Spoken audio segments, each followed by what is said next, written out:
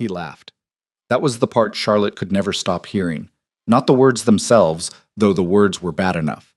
It was the laugh, easy, unbothered, the kind of laugh a man makes when something is so obviously ridiculous it barely deserves a response. She's my wife on paper, nothing more. She was standing 6 feet from the door, close enough to hear every syllable, far enough that no one saw her face fall apart. 3 years. One night that changed everything. And a sentence that took 11 seconds to destroy it all. If you've ever loved someone who made you feel invisible the moment it cost them something, you already know exactly how Charlotte felt standing in that hallway.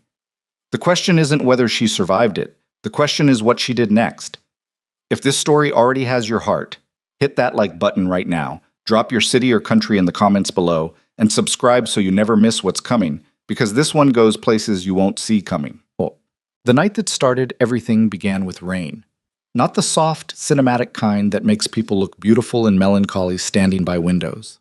This was Chicago rain, so mean and sideways, the kind that finds every gap in your umbrella and soaks through your shoes before you make it half a block. Charlotte had been in Chicago for 3 years by then, and she still hadn't fully made peace with its winters, its wind, or its particular brand of misery that arrived every November and didn't leave until it felt like it.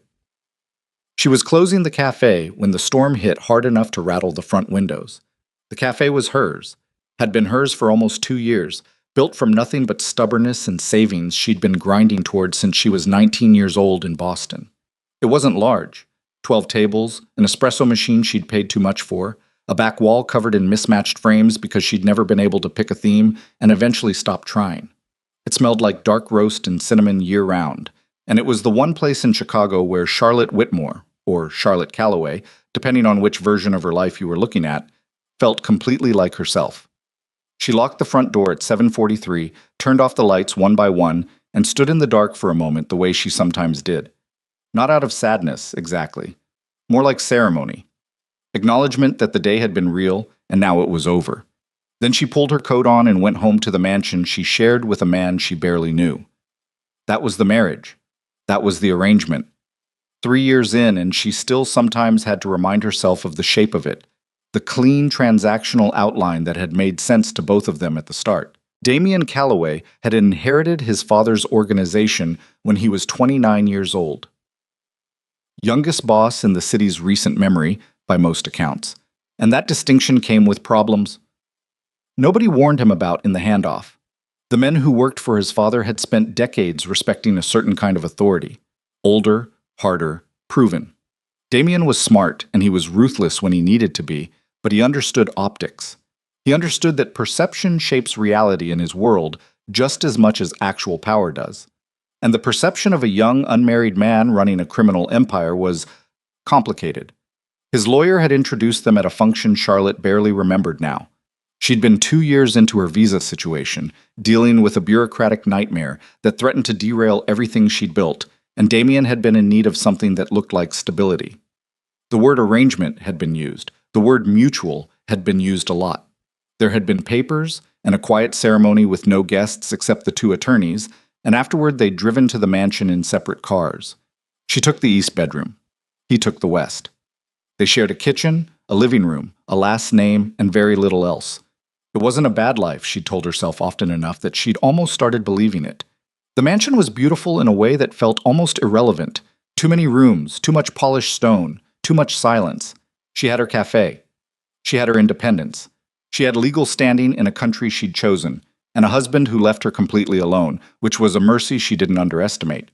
But there's a difference between lonely and alone, and Charlotte had been learning that difference very slowly over 3 years. She was thinking about it on the walk home, the rain soaking through the left shoulder of her coat despite the umbrella, her boots getting heavy.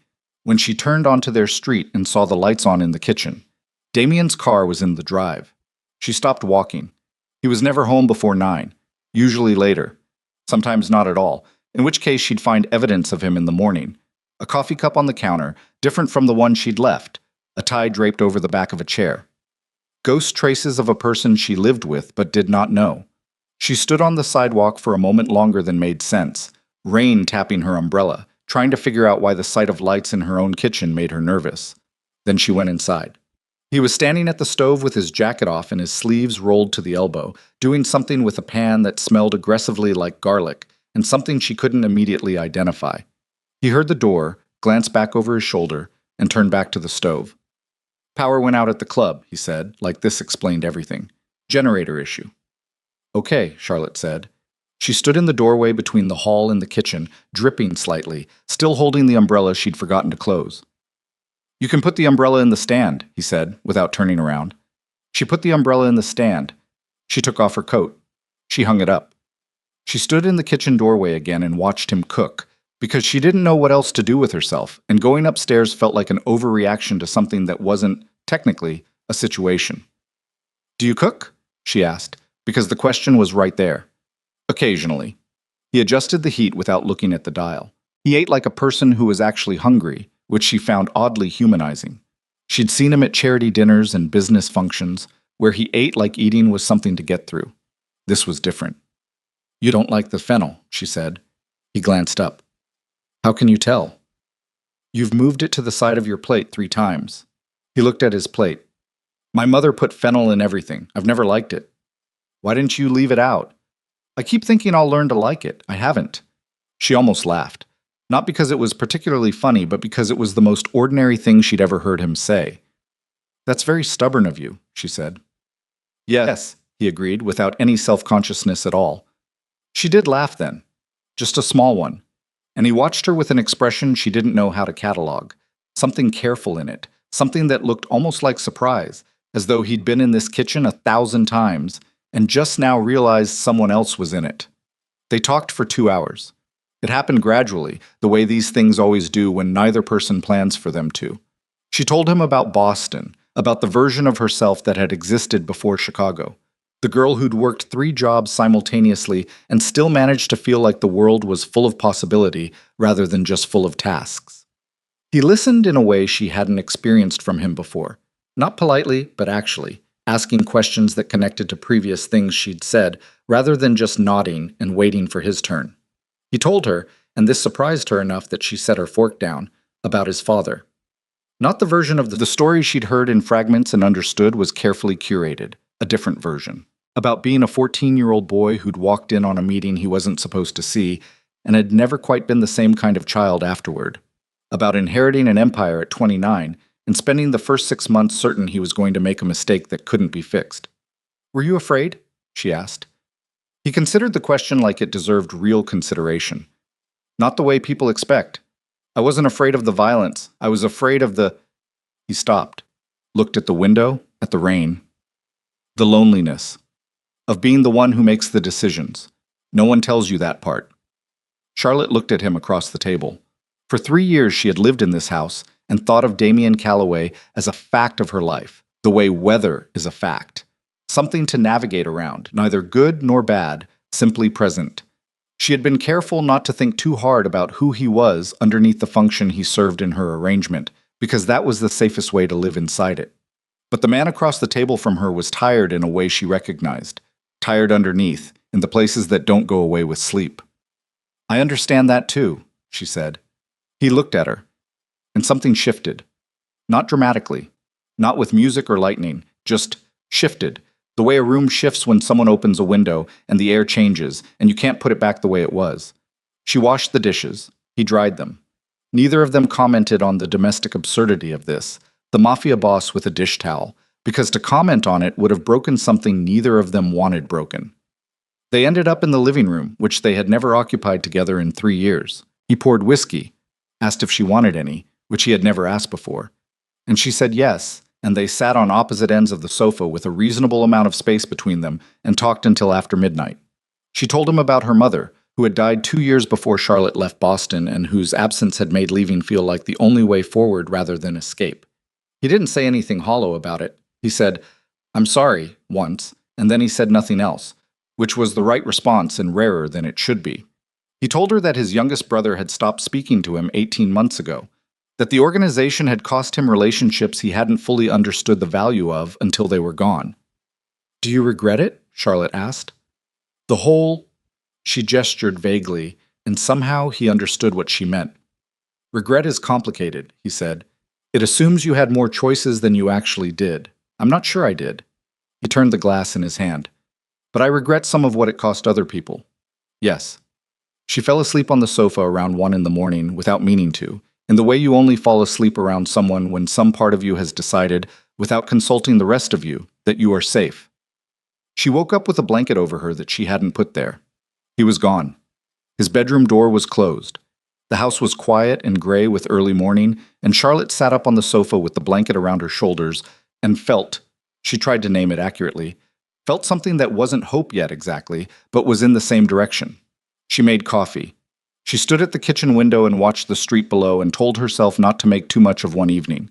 People have evenings. People share meals and conversations and fall asleep on couches. It doesn't always mean something, but she kept returning in the next few days to the way he'd said I understand that too, and the way he'd looked when he said it. She kept returning to the dish towel, to the fennel. She started coming home earlier from the cafe. He started coming home earlier too. She couldn't be certain it was intentional. The first time could have been coincidence, the second time possibly. But by the fourth time she came home to find the kitchen lights already on, she allowed herself to stop pretending she didn't know what it meant. They didn't talk about any of it. That was its own kind of language. He asked about the cafe. She told him about the espresso machine, about the customer who came in every morning and ordered the same thing and never once varied. About the afternoon a pipe had burst in the back and she'd spent 4 hours with a plumber who kept calling her little lady. He listened. He remembered details from previous conversations and brought them back up, which is a rare and particular form of attention that Charlotte had not been on the receiving end of often enough. She asked him what his days actually looked like. Not the criminal architecture of it, which they both understood was off the table, but the human texture of it, what he ate for lunch, whether he drove himself or was driven, what happened to the hours between one meeting and the next. He drove himself, he said. He ate badly, usually, whatever was around. The hours between meetings he mostly spent on calls or reading documents he would have preferred not to read. Do you have anything you do just for yourself? She asked. He thought about it for a genuine moment. I photograph things, he said, and then looked like he might regret having said it. What things? Whatever. He paused. I don't know. Interesting things. I'm not a photographer. It's just something I do. Can I see? No, he said, but not meanly. She smiled and let it go. It had been 11 days since the rainy night in the kitchen. 11 days of earlier evenings and shared meals and conversations that went longer than they should. 11 days of a marriage becoming, quietly and without announcement, something neither of them had planned for it to become.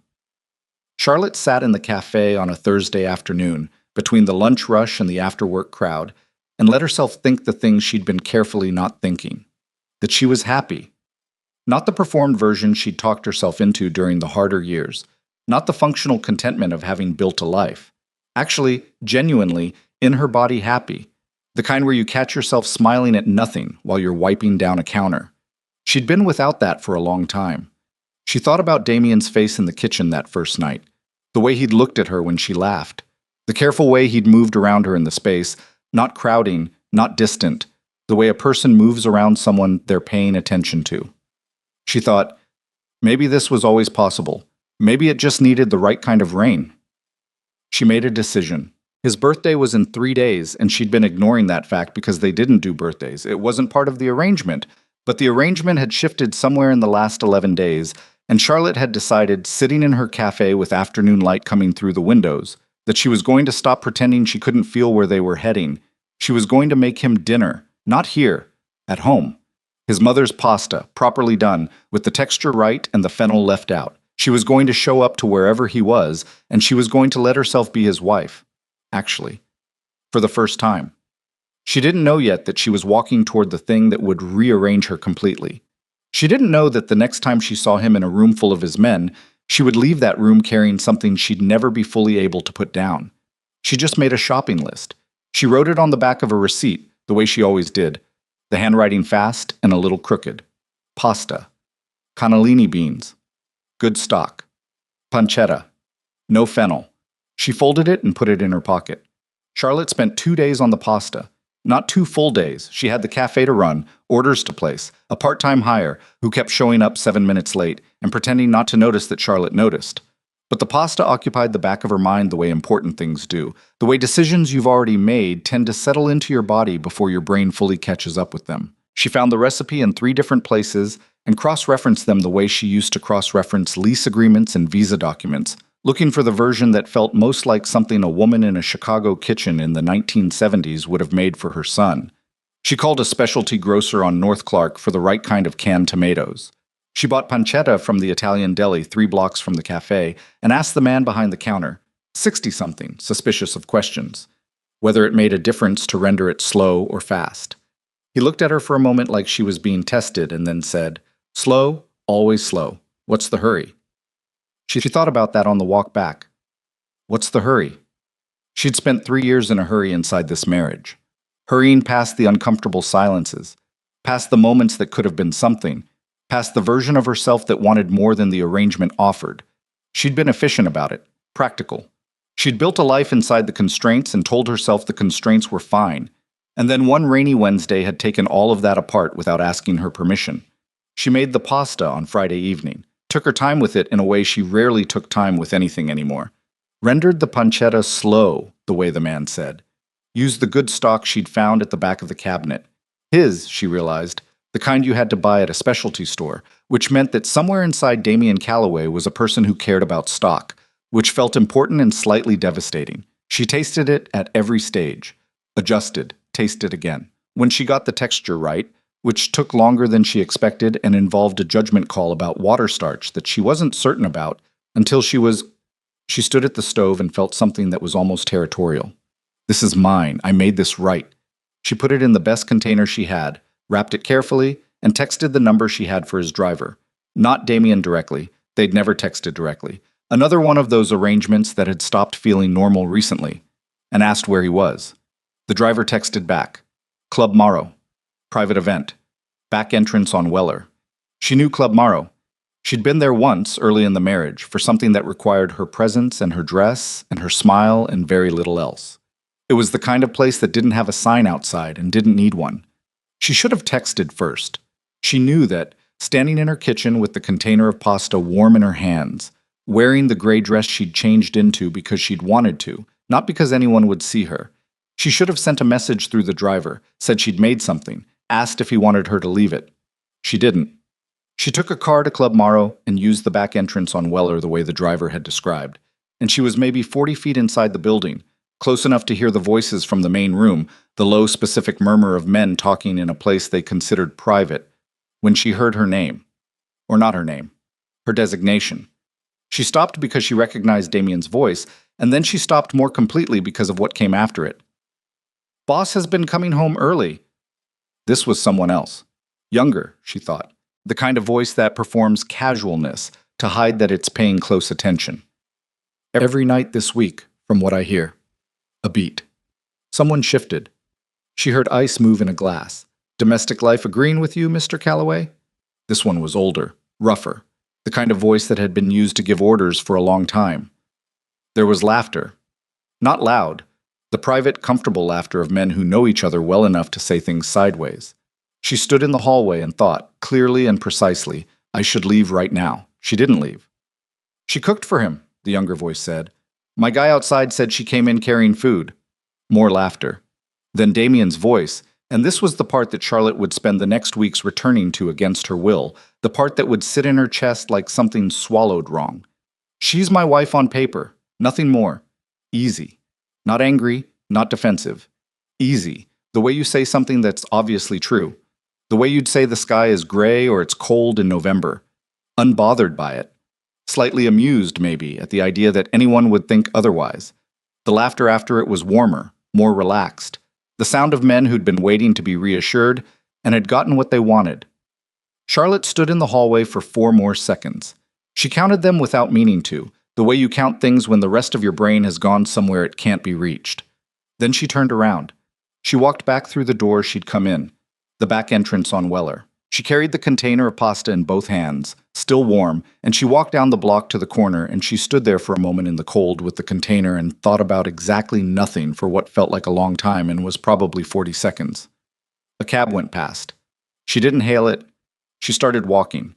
By the time she got home, she had mapped out, with the calm efficiency of someone whose body has taken over the organizational functions while the rest of them catches up, everything she needed to do. She was not crying.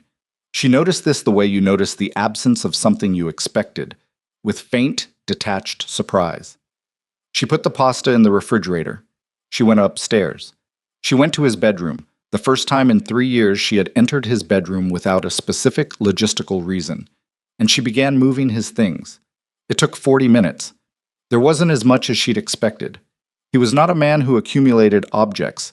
She moved everything methodically, the suits he kept in the shared closet back to his room, the few personal items that had migrated over the past 11 days into the spaces between her things, a book, a charger, a jacket he'd left on the chair by the window that she'd moved twice and stopped moving because she'd started to like it there. She put the jacket on his bed. She went back to her own room and closed the door and sat on the edge of her bed in the gray dress she'd worn because she'd wanted to. She sat there for a while. Then she opened her laptop and booked a one-way flight to Montana. The cafe took longer to deal with, but she'd been thinking about the shape of this for longer than she'd admitted to herself. The way you sometimes see a decision coming from 3 weeks away and pretend you don't. She'd built something good. She knew that. The espresso machine she'd paid too much for, the mismatched frames, the particular quiet of closing time. She'd built all of it from nothing, and it had been hers in a way almost nothing else was. She sold it in 5 days to a woman who'd been asking about it for months, quietly, through a mutual contact, the way serious buyers do when they don't want to spook the seller. The number was fair. Charlotte didn't negotiate hard, which was unlike her, but she wasn't negotiating for the future she'd planned anymore, so the calculus was different. She told no one. She started packing in the evenings, slowly, things she knew she'd want and things she was surprised to find she wouldn't miss. Damien noticed something was wrong before she told him. He came home on a Tuesday, early, because that was the habit they'd built together, which she was now trying to stop thinking about as a thing they'd built together, and found the kitchen clean and cold and no sign she'd been home yet. And when she came in an hour later, she could see him recalibrate. He was good at reading rooms. She'd forgotten, during the soft weeks of early evenings and shared meals, how good he was at reading rooms. "You sold the cafe," he said. He said it the way people say things they already know, just needing the other person to confirm. She kept her coat on. "Yes." "When?" "Few days ago." He was standing at the kitchen counter. He'd been drinking water, the glass still in his hand, and he put it down carefully. "Why?" "Because I wanted to, Charlotte. That's my answer." He was quiet for a moment. She watched him do what he did, settle into himself, calibrate, decide how to approach. Usually she found this quality efficient and occasionally cold. Right now she found it unbearable, because she knew the calculation would be wrong no matter what he landed on. "Something happened," he said. "Did it?" "Don't do that." "I'm not doing anything." She put her bag down and went to the cabinet for a glass. Her movements were precise and deliberate, and she hated how visible that was. "I'm answering your questions." "You're not answering anything." "Damien." She filled the glass with water, drank some of it, turned around and looked at him directly for the first time since she'd come in. "I'm fine. I made a business decision. I'm planning some travel. There's nothing to discuss." He looked at her for a long moment. "Travel where?" "Montana." "For how long?" "I haven't decided." Another silence. The kitchen felt different from the kitchen it had been 3 weeks ago, and they both knew it, and neither of them said so. "I don't understand what's happening," he said, and something in his voice shifted when he said it. Something that wasn't the careful public Damien, wasn't the boss, was something underneath both of those that she didn't want to hear right now because she was 4 days from a flight and she could not afford to hear it right now. "There's nothing happening," she said. "We're having a conversation." "We're not. You're doing that thing where you're very calm and very precise and it means you're furious." She almost laughed. "You don't know me well enough to know what I do when I'm furious." "I know you better than you think." The sentence landed harder than it should have, and she saw from his face that he knew it had. He reached for it. She could see him reaching for the next sentence, the one that would make this go somewhere more manageable, and she cut him off. "I heard you at the club," she said.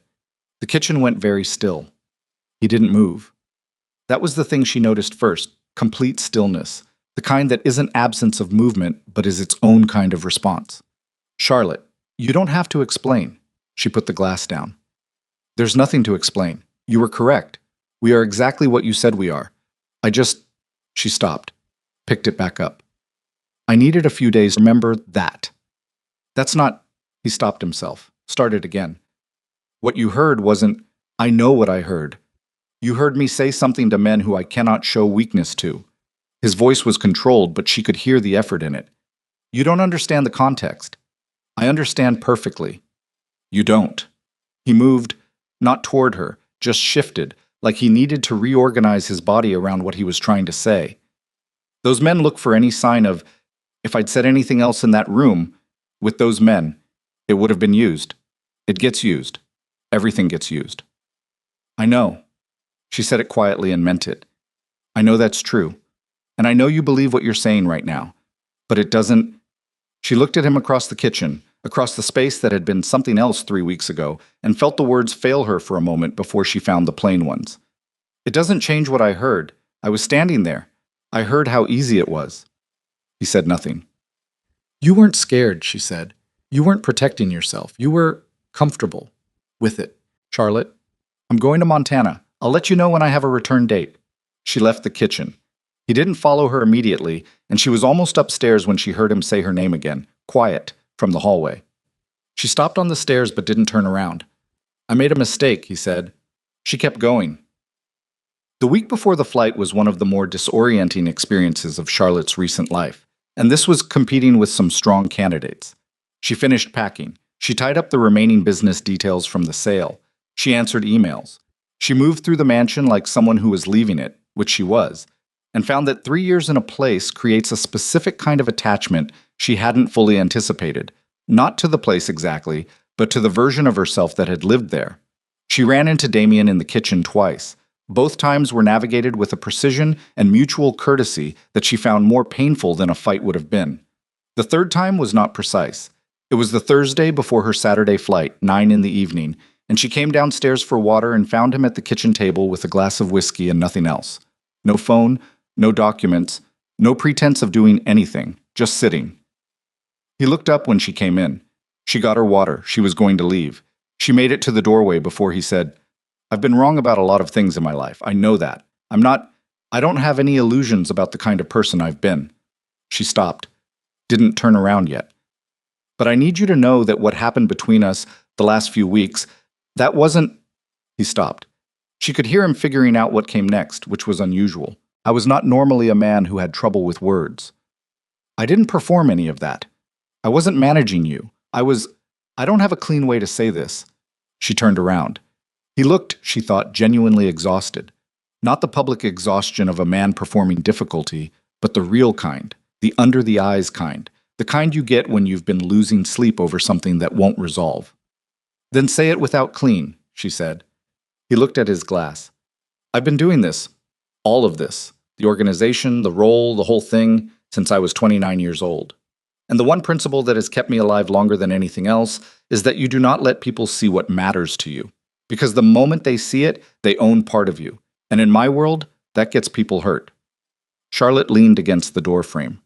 You mattered to me, he said, and I panicked. And I said the worst possible thing because it was the most efficient way to make it look like you didn't. The kitchen was very quiet. Damien, she said finally, I know it doesn't fix it. I was standing 40 feet away carrying dinner I'd spent 2 days making, she said, and her voice came out flatter than she intended, which was its own kind of honesty. I wasn't some abstract threat to your authority. I was your wife, bringing you food she'd made from scratch because she stopped.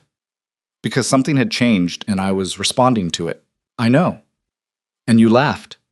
He flinched, just barely, but she saw it. You laughed, she said again, because it seemed important that it be said twice. Not a nervous laugh, not a deflection, an easy laugh. Like the idea of me mattering to you was funny. He didn't defend it. She'd expected him to find an angle on it, and he didn't, which was somehow worse. I know, he said again, quietly. She stood in the doorway for another moment. She looked at him, at the man who had dried dishes with a dish towel and told her things about his father. She suspected he'd told very few people, and who had, 40 feet away with 12 of his men, unmade all of it with a single sentence delivered easily, comfortably, without apparent cost. I'll let you know when I have a return date, she said. She went back upstairs. She did not sleep well. She lay in the dark and went over the conversation the way you go over something when you're trying to find the part where it could have gone differently and keep arriving at the same place. The part where it was already done before it started. The part where the ending was in the beginning and she just hadn't been able to read it. She thought about the shopping list. Pasta, cannellini beans, good stock, pancetta, no fennel. Written on the back of a receipt, folded in her pocket. She thought about what it means to go towards something with your whole self and find the door already closed when you get there. How it's different from not going at all. How it is specifically and precisely worse. She was up before dawn. She was packed. She had 2 bags, which seemed like the right amount for a person starting over. Not so little it looked like a gesture, and not so much. It looked like she was sure she was never coming back. She was not sure she was never coming back. She was not sure of much beyond the next 48 hours, and she had decided that was enough to work with. She carried the bags to the front hall.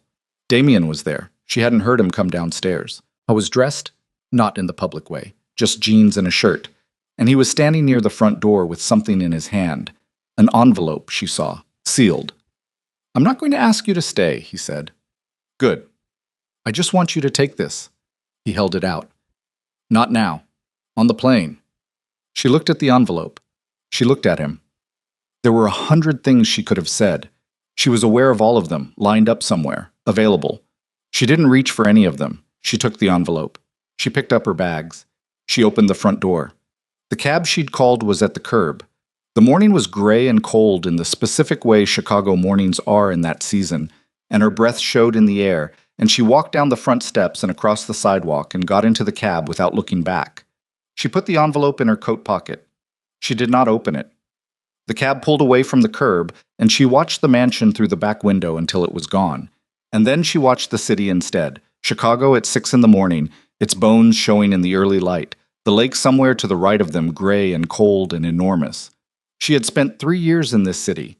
She had built something here and then sold it. She had come closer to a version of her life she actually wanted than she'd been in years. And she had watched it come apart in a hallway while she stood 40 feet away with food she'd made from scratch. Her phone buzzed. She looked at it expecting the airline or the friend in Montana who was expecting her or anything else. It was a news alert. She read it twice before it processed. Mafia boss Damien Calloway accused of domestic abuse. Sources claim wife planning emergency escape. There was a photo. It was from 2 weeks ago, from a charity event they'd attended near the start of the arrangement, one of the last public appearances before the distance between them had become mutual and self-reinforcing. She was looking away from the camera. He was looking at her. The photo, cropped to show only that, looked like something it wasn't. Charlotte sat in the cab with Chicago moving past her on both sides and read the headline again. She thought, someone took a photograph and built a story around it. She thought, someone wanted this story to exist. And then she thought, with absolute cold clarity, the thought that would change every plan she'd made in the past 2 weeks. That the story had her name in it too. The cab driver had the radio on low, some morning talk show where 2 people were laughing about something Charlotte couldn't track, and she sat in the back seat with her phone in both hands and read the headline a 3rd time, the way you read things when your brain keeps refusing to absorb them. Mafia boss. Damien Calloway accused of domestic abuse. Sources claim wife planning emergency escape. The photo was from the Hargrove Foundation dinner 14 months ago. She remembered the dress she'd worn, navy, borrowed from a stylist the organization kept on retainer for exactly these events. She remembered standing at the edge of a conversation she wasn't part of, looking toward the exit, which was where she was looking in the photo. She remembered the food had been terrible and the speeches longer. She did not remember being photographed. She did not remember Damien looking at her the way he was looking at her in the photo. Focused, intent, something in his face she couldn't read from this angle and this distance and this particular framing, which was the point. She understood now. The framing was the entire point. Her phone rang. It was his number. The direct one. Not the driver, not the lawyer. His. She hadn't used it in 3 years, and the fact that it was lighting up her screen right now meant he'd seen the story already, which meant someone had sent it to him, which meant it had been out long enough to circulate. She answered. "I just saw it," she said. "Where are you?" His voice was clipped, compressed. The public voice, fully assembled. "Still in the cab, 10 minutes from the airport." "Don't go to the airport." "Damien, Charlotte." And there it was. Not the boss voice, something underneath it, tighter. Please don't go to the airport right now. Come back to the house. She looked out the window at the city moving past. She thought about the envelope in her coat pocket.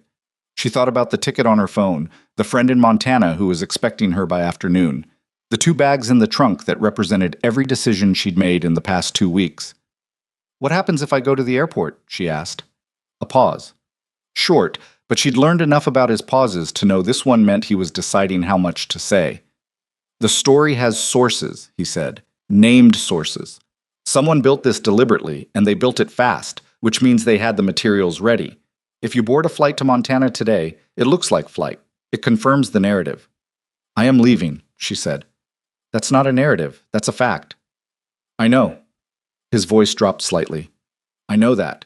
But right now, the story says you're leaving because I hurt you. And if you land in Montana and someone's waiting at the arrivals gate with a camera, who would be waiting? Another pause. Damien. Who would be waiting? I don't know yet who built this, he said. I'm working on that. But whoever did has resources, and they've been planning it. And right now, your name is in this story the same way mine is. Your reputation. Your face. He stopped. I'm asking you to come back to the house until we understand what we're dealing with. Charlotte pressed her thumb against the edge of her phone case. Hard. A focal point. I'm not doing this for you, she said. I know. I'm coming back because my name is in that story, and I won't be used in someone else's attack. I understand. And when this is resolved, I'm getting on a plane. Okay. She told the driver to turn around. The house felt different when she walked back into it. She'd left it 40 minutes ago with her bags in her envelope and the specific cold clarity of a decision made. Now she came back through the front door and put her bags in the hallway and stood in the front room while Damien's head of security, a compact man named Rourke, who had the energy of someone who hadn't slept but was performing wakefulness convincingly, walked her through what they knew. Which wasn't much. Not yet. The story had gone up at 5:42 in the morning on a mid-tier crime blog that had, in the past hour, been picked up by 2 larger outlets. The named source was listed as a close associate of the Callaway organization. The photograph had been taken at the Hargrove Foundation dinner and submitted to the blog along with a statement that described in specific and fabricated detail a pattern of coercive control and intimidation. Charlotte sat in the front room and listened to Rourke talk and felt a particular kind of rage that she recognized from a long time ago. The kind that's cold rather than hot. The kind that doesn't shake your hands but makes them very still. The statement uses my name, she said when Rourke paused. Yes, ma'am. It quotes me. A version of you attributed to an anonymous close friend of Mrs. Callaway. I don't have close friends in Chicago, she said. I have customers and acquaintances. Whoever wrote that statement knows that, which is why they used close friend instead of naming someone. Rourke looked at her with the specific expression of a man recalibrating his assessment of a person. That's correct. So the source isn't someone who knows me. There's someone who knows enough about me to know they can't fake a specific friend. That's one reading. What's another reading? Rourke glanced at Damien, who was standing near the window with his arms crossed, and an expression Charlotte had never seen on him before. Not quite anger, not quite fear, something that lived between the two. The other reading, Damien said, is that someone inside the organization built this. Someone who knows both of us well enough to know the photograph would work, and that you don't have an obvious social circle to contradict the framing. The room was quiet for a moment. Someone in your organization did this, Charlotte said. Possibly. To what end? He turned from the window. Destabilize my leadership. If I'm publicly accused of domestic abuse, the legitimate business interests I've been cultivating start pulling back. The city council relationships. The property portfolios. The people who have been willing to do business with me because I've built a credible surface. That surface cracks.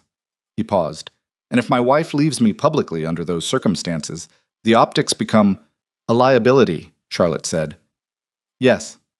She thought about the men at the club. The easy laughter. She's my wife on paper, nothing more. She thought about how, in the context of what was now sitting on her phone screen, that sentence had acquired a new and more complicated shape, because it turned out that she was not nothing to this situation. She was, in fact, quite central to it, just not in any way she had chosen. Who knew I was leaving? She said. Both men looked at her. Someone knew I'd booked a flight. The timing, story goes up at 5:42. My flight was at 8:15. That's not coincidence. Someone knew I'd be in a cab this morning with luggage. Rourke's expression changed. Damien went still in the way he'd gone still in the kitchen 2 nights ago, but this was a different kind of stillness. Operational. "Get me the security footage from the front of the house," he said to Rourke. 48 hours. Rourke left the room. Charlotte and Damien were alone. She expected him to say something. He didn't, immediately. He moved to the chair across from where she was sitting and sat down, which she noticed because he almost never sat in that chair. It was one of those pieces of furniture in the house that existed for display rather than use. He sat in it like a person who was tired enough to use furniture for what it was made for. "I need to tell you something," he said. His tone was different. Not the managed version, not the calibrated version. Something beneath both of those, and she recognized it from the kitchen 3 weeks ago and from 2 nights ago in the quiet of the conversation that hadn't fixed anything but had been real. "Then tell me," she said. "The man at the club. Marco Vitelli. The older voice. The one who started the—" He stopped. "He's been with the organization for 22 years. He was my father's man before he was mine, and he has never accepted the transition the way the others have." Charlotte waited. "He's been managing the West Side operations for 8 years. He controls a significant portion of the cash flow. And 6 weeks ago I told him I was restructuring that arrangement, pulling 2 of his territories and redistributing them. He didn't take that well. He was careful about how he showed it, but no." "And you think—" "I think Marco Vitelli has been waiting for a lever," Damien said. "And I think he found it when he found out I was coming home early every night." Charlotte heard that and felt something cold move through her that wasn't entirely about Vitelli. "He was watching the house," she said. "Someone was." "So the night at the club, possibly staged," he said. "Possibly he arranged for the conversation to happen where it happened. He knows the layout of Morrow. He knows which hallways carry sound." He leaned forward, elbows on his knees. "I'm not certain, but the timing is right and the construction of the story is right. It's someone who knows enough to be dangerous and not enough to be accurate." Charlotte sat with this for a moment. She sat with the full weight of it.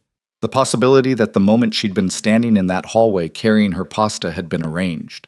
That the sentence she'd been carrying in her chest for 2 weeks might have been delivered specifically for her to hear. "He wanted me to leave," she said. "He wanted you to leave publicly, under circumstances that looked like escape," she said. "Yes." She stood up.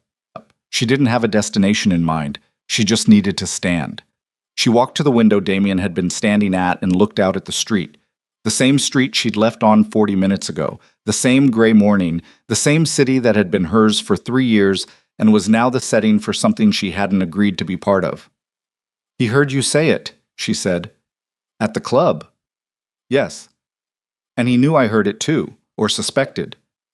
He's been in this business long enough to know how to read a room. If I had to guess, yes. He knew."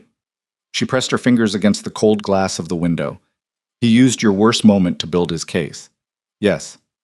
"And mine." "Yes." She stayed at the window for a while. She was doing the math, not the emotional math, which she'd been doing and redoing for 2 weeks and was tired of, but the practical math. The shape of what she'd walked back into, what it required, what the options actually were. "The story is going to spread," and she said, "It already is. If I leave, if I get on any plane in the next week, it confirms it. Yes. And if I stay and we issue some kind of denial, it looks managed, controlled, which also confirms it." Damien said nothing. "So the only thing that doesn't confirm it," she said slowly, "is appearing together, publicly, normally, like none of this is happening." "That would be the effective counter," he said carefully. She turned around. He was watching her with an expression she didn't know how to read, which was unusual. She'd gotten better at reading him. This one was new. "You're not going to ask me to do that," she said. "No." "But you're telling me it's the option." "I'm telling you what I know. What you do with it is your decision." She studied him. He looked like a man who had made peace with losing something, but not fully. Like someone who set down a heavy thing and still feels the weight of it in their arms. 2 weeks, she said. "What?" "If I do this. 2 weeks. Enough appearances to make the story collapse under its own weight, and then I get on a plane." Something moved across his face. She couldn't name it entirely. "Okay. I'm not doing it for you," she said, for the second time that morning. "I know. I'm doing it because my name is in that story, and I won't let Marco Vitelli write the ending of my marriage." "I understand." "And when the 2 weeks are done, you get on a plane," he said. I won't ask for anything else. She believed him. She wasn't sure why. After everything, she still believed him when he said things in that particular register, the one without management in it, without calculation. But she did, and she'd stopped trying to talk herself out of trusting her own reading of people. I need a room that isn't our bedroom, she said, a separate space. I'm not performing this in private.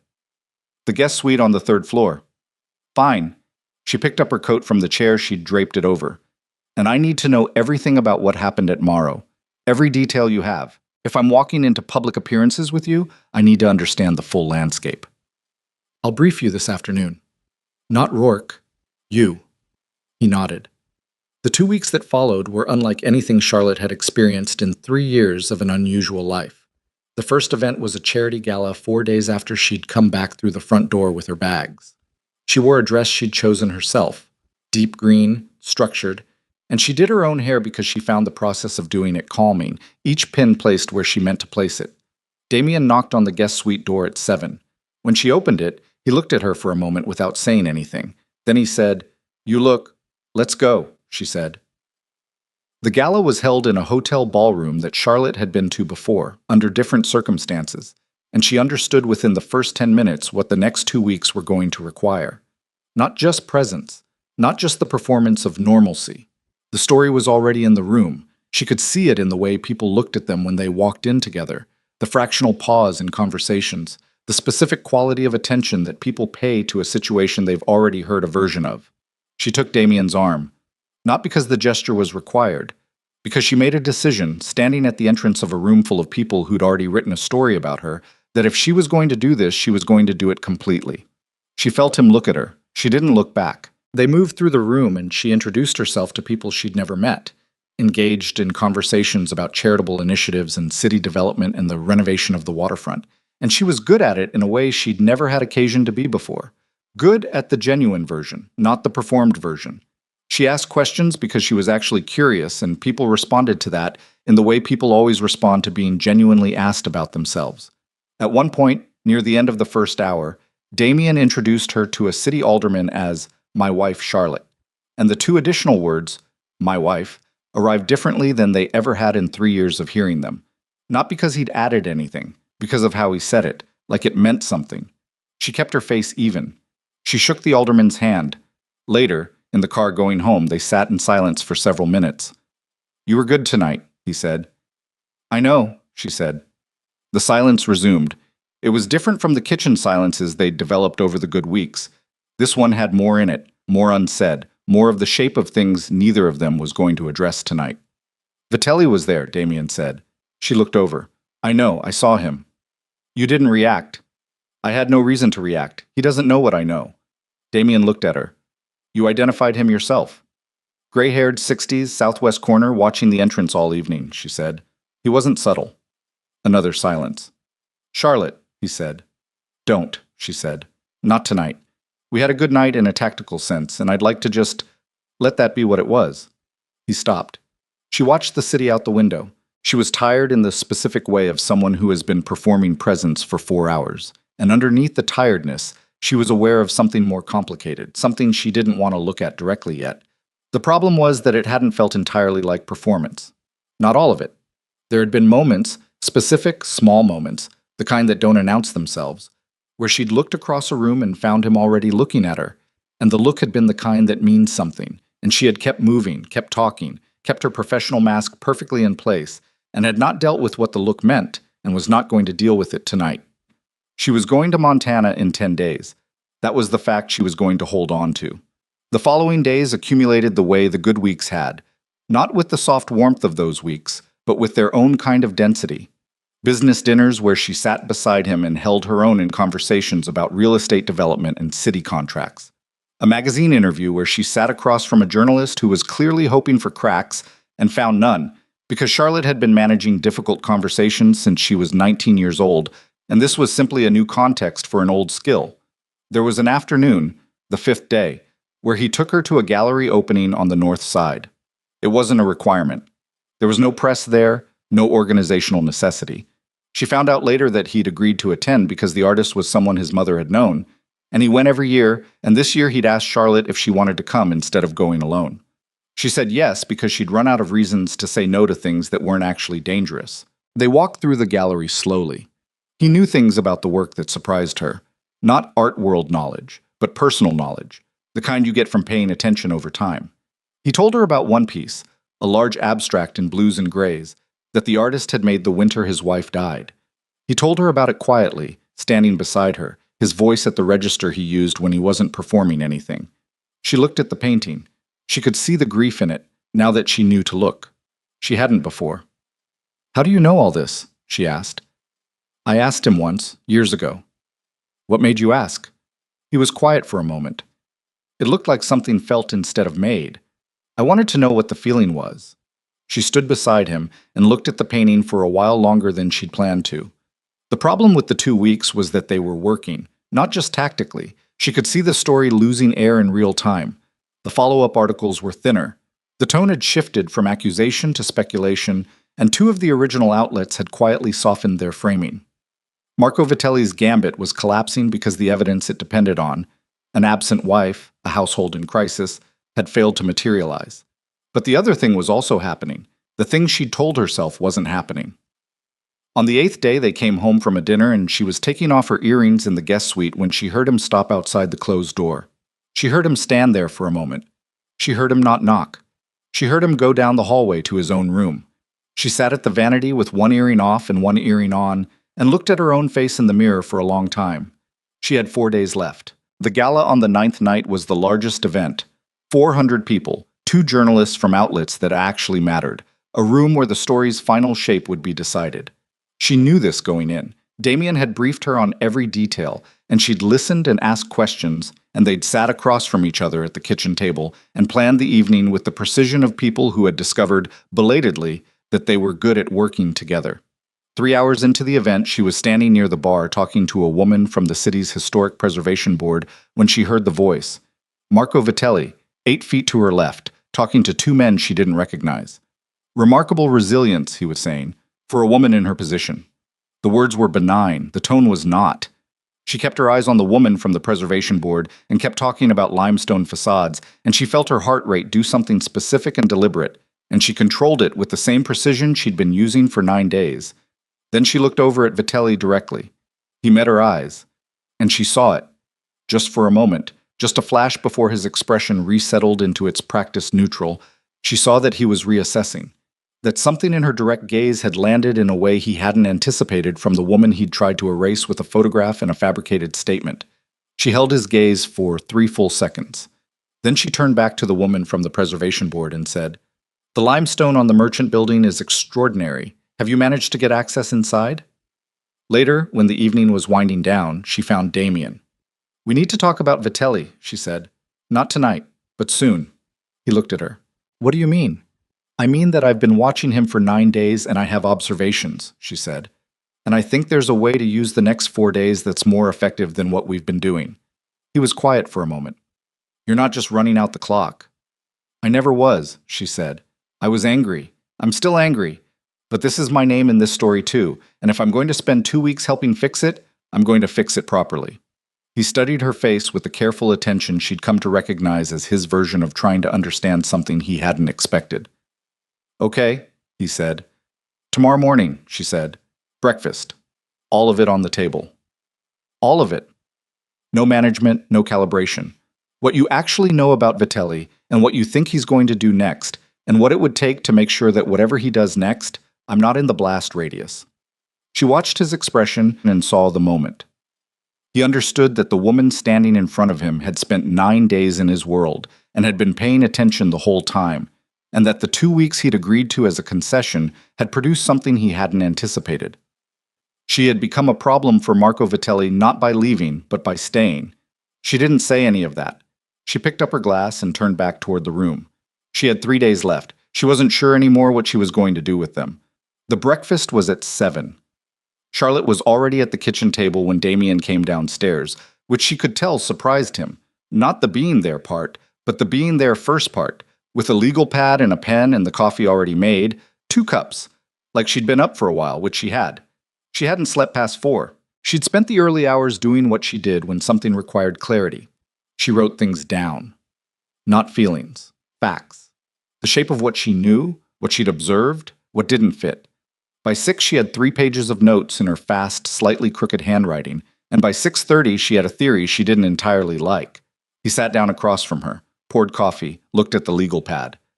"You've been up a while," he said. "Tell me about Vitelli's territories," she said. "The 2 you pulled. What exactly was happening in them?" He studied her for a moment. Then he drank his coffee and started talking. It took 40 minutes. He was thorough in the way she'd come to understand was characteristic of him, not offering more than was asked, but answering completely what was. The West Side territories generated significant cash flow through 3 legitimate-facing businesses and a network of arrangements she didn't need the full details of and didn't ask for. Pulling them from Vitelli's control wasn't symbolic, it was structural. It reduced his operational capacity by roughly 40%. And his response when you told him, she said, controlled. He said he understood. He asked about the timeline. He didn't push back. No. That didn't concern you? Damien was quiet for a moment. In retrospect, a man who's run those territories for 8 years, who built the structures in them, who has his people embedded throughout, he hears he's losing 40% of his operation, and he says he understands and asks about the timeline. She looked at him across the table. He was already planning. Yes. How long before you told him about the restructure did the shifts start between us? She asked. The evenings, the dinners. He thought about it. The rainy Wednesday was 4 days after I told him. She sat with that. So Vitelli watched you start coming home early, she said. Watched the pattern change. And within 2 weeks he had a photograph, a fabricated statement, and a media contact ready to publish. He's efficient. He's been building this longer than 2 weeks, she said. The photograph is 14 months old. He's been holding it, waiting for the right circumstance. Damien looked at her steadily. He needed a reason for me to leave that looked real, she said. A real departure. Not a business trip, not a scheduled absence, something that looked like flight, like I was getting out. She tapped the legal pad with her pen. He manufactured the reason. The night at the club. He staged the conversation. I've been thinking the same thing. Did you look at the security footage from Morrow? Yes. He arrived early, positioned himself specifically. Damien's jaw tightened, just briefly. He knew where the sound carried. So the sentence was a weapon, she said flatly. He needed you to say something that would send me to the airport. He engineered the situation to make sure you'd say exactly the right thing. She looked at him. He knows you well enough to know what you'd say in that room with those men. Damien said nothing. He's known you since you were a child, she said. Yes. He knows every reflex you have. Yes. He used your worst instinct against both of us, she said, and it almost worked. The kitchen was quiet. Outside, Chicago was doing its morning thing. Traffic building, a distant siren, the radiator in the wall ticking as the heat came up. What are you thinking? He asked. I'm thinking that Vitelli made 2 mistakes, she said. The first is that he assumed I'd stay gone, that once I was on a plane to Montana, his problem was solved. She looked at her notes. The second is that he underestimated what 12 days of public appearances does to a story. It's not enough to deny an accusation. You have to make the accusation look structurally absurd. And we've done that, but not completely. Not yet. What would complete it? She looked up from the legal pad. What's the one thing that would make it impossible for him to use my name again? In any future move? He thought about it. She could see him think. The stillness, the particular internal quality of someone who is actually working through something rather than performing consideration. If you were publicly, unambiguously, your own person in this story, he said slowly. Not a victim, not a prop, an active participant. Someone who chose to be here, she said. Someone who spoke. You want to do the Meridian interview. She'd heard about the Meridian interview 3 days ago. A journalist named Sasha Crane, known for profiles that did not go easy on their subjects, had been requesting access for 2 weeks. Damien had declined twice. I want to do the Meridian interview, Charlotte said. Alone, without you in the room. Something crossed his face.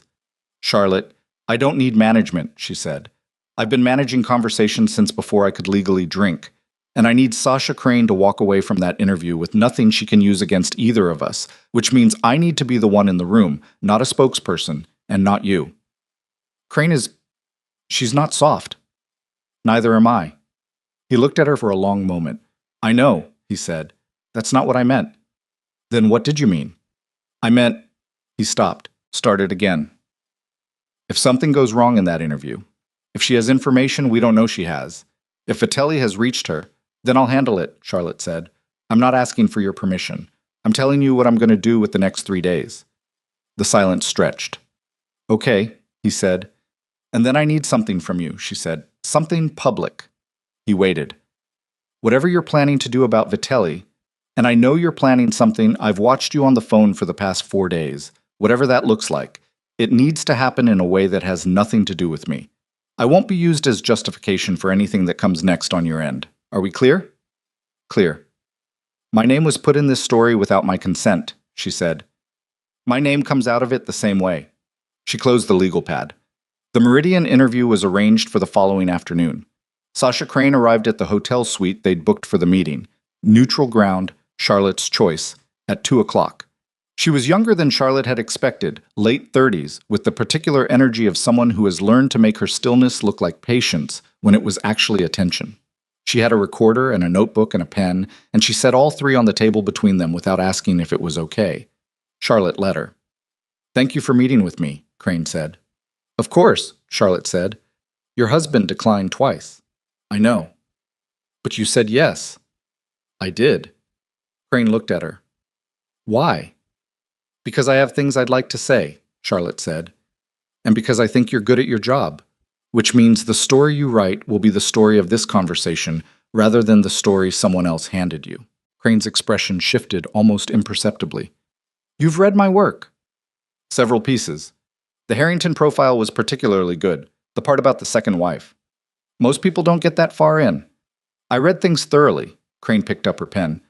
Tell me about the allegations. They're false, Charlotte said. Specifically, comprehensively, and I believe deliberately. I won't speculate on who originated them because I don't have documented evidence, and I'm not interested in making accusations I can't support. What I can tell you is that I have been in this city for 3 years, I have run a business, I have had a life, and the portrait in that article bears no resemblance to any version of my experience. The photograph is real. The interpretation applied to it is fabricated. You looked like you were trying to leave the room. I was looking toward a window, Charlotte said. The speeches had been going for 40 minutes and the room was warm. I look toward windows when I'm warm. This is not a pattern of behavior that requires a clinical explanation. Something at the corner of Crane's mouth. Not quite a smile. The source described specific incidents, Crane said. I know what the source described. And I'd like you to think carefully about what it means that the source described incidents without dates, without witnesses, without locations, Charlotte said. In my experience, and I've read enough of your work to know this is true of yours as well, specific claims have specific details. What that source gave you was the shape of something without the substance. Crane looked at her recorder, then back at Charlotte. You're not denying that your marriage has been difficult. I'm not denying anything about my marriage that's true, Charlotte said. Marriages are complicated. That's not news, and I won't pretend otherwise. But complicated isn't the same as dangerous, and in the rush to make this story interesting, someone blurred that line deliberately. Why would someone do that? I said I won't speculate on things I can't document. Then tell me what you can document. Charlotte leaned forward slightly. I can document that I'm sitting here in this room because I chose to be, not because anyone told me to, not because I was managed or handled or positioned. I have a legal pad in my bag with 3 pages of notes I wrote at 5 this morning because I don't sleep well, and I think better when I write things down. I am here because my name was put in a story without my consent, and I intend to take it back. Crane was quiet for a moment. You're not what I expected, she said. What did you expect? Honestly, a spokesperson with a prepared statement and a very expensive publicist waiting outside. My husband offered, Charlotte said. I said no. Why? Because I can speak for myself, Charlotte said.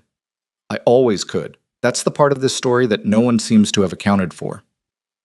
The interview ran 90 minutes. Crane asked hard questions, and Charlotte answered the ones she could and redirected the ones she couldn't in ways that she knew Crane recognized as intentional, which was its own kind of signal. I know what you're doing, and I'm not going to pretend otherwise, which is more respect than a denial would be. When it was over, Crane packed up her recorder and notebook with the deliberateness of someone whose mind was already somewhere else. Off the record, she said. Charlotte waited. The source who brought me this story has brought me things before, Crane said. 2 of them didn't check out, I almost didn't run this one. Why did you? The photograph was compelling. Photographs always are, Charlotte said. Crane picked up her bag. I'll be in touch before it publishes. I appreciate that. After she left, Charlotte sat alone in the hotel suite for a while. She ordered tea she didn't particularly want and drank half of it, and sat by the window and looked at Chicago from 12 floors up. The lake was visible from here, gray and enormous, exactly as it always was. She'd never stopped finding it slightly startling, the size of it. You grew up in Boston, you knew water, but this was a different scale entirely. Her phone buzzed. Damien, how did it go? She typed back. Fine. Crane's going to write a fair piece. A pause. Then, how do you know? She typed, because I gave her something better than what she came in with. Another pause. Longer. Damien, I need you at the house tonight. Something's happened. She stared at the message. She typed, what kind of something? His response came back in under 10 seconds, which told her everything about the urgency before she read the words. Damien, Vitelli moved. Tonight. Be here by 8. She was there by 7:40. Rourke met her at the door, which was unusual. Rourke didn't do door duty. His face had the specific compression of someone holding themselves very steady around something that wanted to move. Where is he? She said. Study. Second floor. She took the stairs. The study was a room she'd been in twice in 3 years.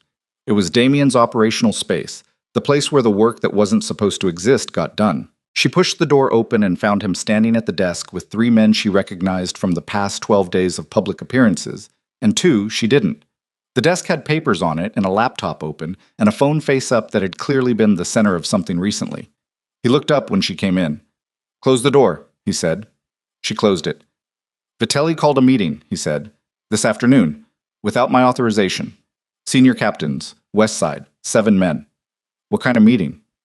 The kind where you put a motion on the table. He held her gaze. He's calling for a leadership review. She understood the shape of that without needing it explained. In the architecture of organizations like this one, a leadership review called by a senior figure with sufficient support was a formal challenge. It had rules, history, weight. It wasn't a complaint. It was a mechanism. He has the numbers? She asked. He has 4 confirmed. He needs 5 for the review to proceed. How many total in the senior council? 11. So he needs 1 more. Yes. And he's working on it. As of 2 hours ago? Yes. She stood in the doorway of the study and felt the room recalibrate around her. The 2 men she didn't know were looking at her with the particular caution of people who hadn't decided yet what category to put her in. The media story was the opening move, she said. He was trying to establish a public narrative of incompetence. A boss who abuses his wife, who's lost control of his household. Is a boss who's lost control of everything, Damien said. Yes. So when the story didn't land the way he planned, he accelerated. Damien came around from behind the desk. I was in his shirt sleeves, collar open, and he looked like a man who had been working for several hours without interruption. He can't wait anymore. If we successfully rebut the media story, he loses the narrative. So he's moving now, before the Crane piece publishes. When does he need the 5th vote? He has until midnight Saturday to formally file the review. That's 31 hours. She did the math. Saturday midnight. It was Friday evening. What are you going to do? She asked. The room was very quiet. Damien looked at her for a moment, and she saw him make a decision, saw the precise moment he stopped calculating what to share and shared it. I need to get to Caruso before Vitelli does, he said. Anton Caruso. He's the swing vote. He's been with the organization for 6 years. He's methodical. He doesn't make decisions based on loyalty. He makes them based on what he calculates will produce stability. So he's not Vitelli's, she said, but he's not yours either. Not yet. What does he need to see to calculate stability? A functioning leadership, he said. Unified, credible, not embattled. She understood before he finished the sentence. He needs to see us. I didn't say that. You didn't have to. She walked further into the room. The 2 unfamiliar men shifted slightly. Caruso has been watching the last 12 days. Yes. He's seen the public appearances. The gala. The dinner. The gallery. Yes. But he's an insider. He knows the difference between a public performance and an actual household. He does. So a public appearance isn't enough for him. Damien said nothing. What's enough for him? She said. Charlotte. What's enough for him, Damien? He exhaled slowly. There's an informal dinner tomorrow night, private. 6 people, Caruso and his wife, 2 other council members I trust, and us. It was scheduled before any of this. I'd been planning to cancel it. Don't cancel it. The room shifted again. You understand what you're saying, he said. I understand perfectly. She held his gaze. At a public event, I'm a performance. At a private dinner with the man whose vote decides the next 31 hours, I'm evidence. And I'm better evidence than anything else you have. He didn't deny it. I'm not asking you to do this, he said. I know you're not. I'm deciding. She looked around the room. The men, the papers on the desk, the laptop open to something she couldn't read from here. I have 2 days left on our agreement. I'll use them. The silence held. And after Saturday, she said, we're done. Whatever happens with Vitelli, whatever the review outcome, whatever comes next on your side, Mom, I'm on a plane Sunday morning. I know. We're clear. We're clear. She looked at him for one more moment, at the man in his shirt sleeves with the collar open and the exhaustion he wasn't quite hiding, and the expression she still couldn't fully name after all these weeks of looking at him. Then she walked out of the study and went upstairs. She did not sleep at all that night. She lay in the guest suite and ran through everything she knew, everything she'd observed, everything she'd built in the past 12 days, and she tried to separate what was useful from what was personal, and found that the line between them had become harder to locate than it had any right to be. She was angry at herself for that. It was a clean, focused anger, the kind that doesn't require much energy once you've found its shape. She had walked into this arrangement with specific terms. She had maintained those terms under circumstances that would have justified abandoning them. She had been efficient and clear, and she had done what needed doing without confusing it with something it wasn't. And yet at 4 in the morning, she was lying in a guest suite in a house she'd been about to leave for the second time, running calculations about a man whose worst moment she'd heard from 40 feet away, and feeling something she had not given herself permission to feel, which was that she did not entirely want to get on the plane Sunday. She acknowledged the feeling with the same precision she'd applied to the legal pad. Then she set it aside. There was a dinner to get through first. The dinner was at Damien's private dining room, a space she'd been in once for one of the early arrangement events and hadn't been back to since. 6 people, as he'd said. Caruso was a compact, precise man in his 50s with very clean hands, and a wife who said little but heard everything, which Charlotte recognized as a specific kind of intelligence and adjusted accordingly. Charlotte wore the navy dress. Not the gala dress, the original one, the same cut as the photo that had been used against her, which was a calculated choice she hadn't explained to anyone. She sat beside Damien. The dinner moved through its courses with the texture of these things. Conversation that wasn't the real conversation. Observations that weren't really about what they were ostensibly about. Charlotte contributed to the surface conversation and paid attention underneath it, which was a skill she'd been developing since she was a girl in Boston, managing difficult situations with the particular toolkit of someone who couldn't afford to be difficult herself. Midway through the second course, Caruso said, to the table generally, to no one specifically, "The coverage this week has been interesting." Charlotte put her fork down. "Journalism is a strange business," she said. "The best of it follows evidence. The rest follows narrative." Caruso looked at her. "I found," she continued, "that the quickest way to evaluate a story is to ask what it needs you to believe before you've read the first sentence. If the answer is something simple and absolute, be cautious." "And what did this week's stories need you to believe?" Caruso said.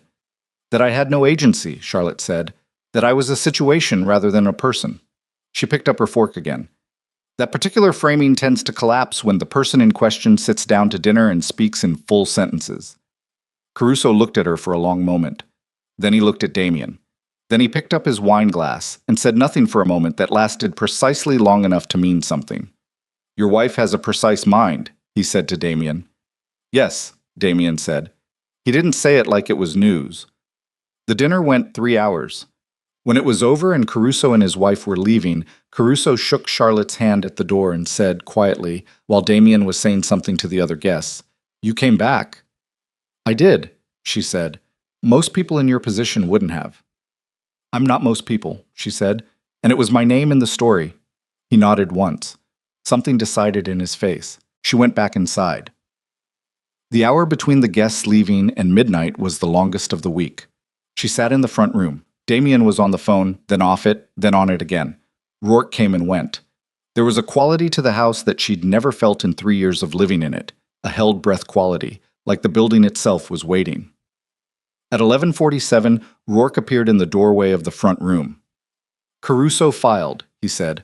"Opposition to review. He's a no." She looked at the clock. 11:47, 13 minutes before Vitelli's deadline. With Caruso opposing, Vitelli had 4 votes. He needed 5. He was 1 short and out of time. The review would not be filed. She heard Damien, somewhere in the house, say something she couldn't make out. The tone of it said everything. She sat in the front room with her hands in her lap. She should have felt the clean satisfaction of a completed task. She had the framework for it. The logic was sound. The outcome was the correct one, and she had contributed to it with precision and intention. What she felt instead was more complicated. It lived in the same chest where she'd been storing everything she hadn't looked at directly, and it was getting harder to store things there without consequence. Her phone said Saturday, 12:03 in the morning. 1 day left. Damien appeared in the doorway. He looked like a man who had just set down something extremely heavy, and unlike the other times she'd seen exhaustion in him, this time he didn't try to recalibrate around it. He just stood in the doorway and looked at her. "It's done," he said.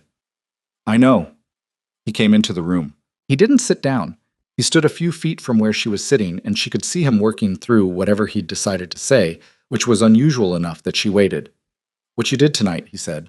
"At dinner. The whole 2 weeks. I need you to know that I—" He stopped, looked at the floor, back at her. "I don't have a way to say this that doesn't sound like it's about what you did for me, and I need it to not be about that."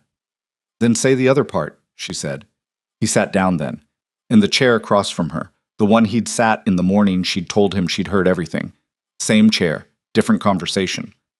"I've been thinking about the gallery," he said. "The painting, the one I told you about." She hadn't expected that. "I told you it looked like something felt instead of made," he said, "and I told you I'd ask the artist what the feeling was." He was looking at his hands. "What I didn't tell you is that I've been going to that gallery for 7 years, every time he has a show. And for 6 of those years I went alone and I stood in front of that painting, and I understood it the way you understand something that matches something inside you." He looked up. "This year was the first time it felt different, because you were standing next to me." The room was quiet. Charlotte looked at him across the space between the chairs. "Damien," she said carefully. "I know," he said. "I know you're getting on a plane tomorrow. I know what we agreed.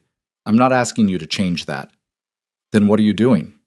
"Telling you the truth," he said, "without management, without calibration, the way you asked me to do." She didn't look away from him. She thought about what it cost him to say things this way. The man who'd spent his entire adult life treating vulnerability as a structural weakness, who'd been raised inside an organization that weaponized anything that looked like need. She thought about how the sentence in the hallway of Club Morrow had been an artifact of that training, reflexive and devastating, and how nothing about what he was doing right now was reflexive. She thought about the painting, about standing beside him in the gallery and not knowing until she knew. "I'm still getting on the plane," she said. "I know." "Not because I want to run," she said.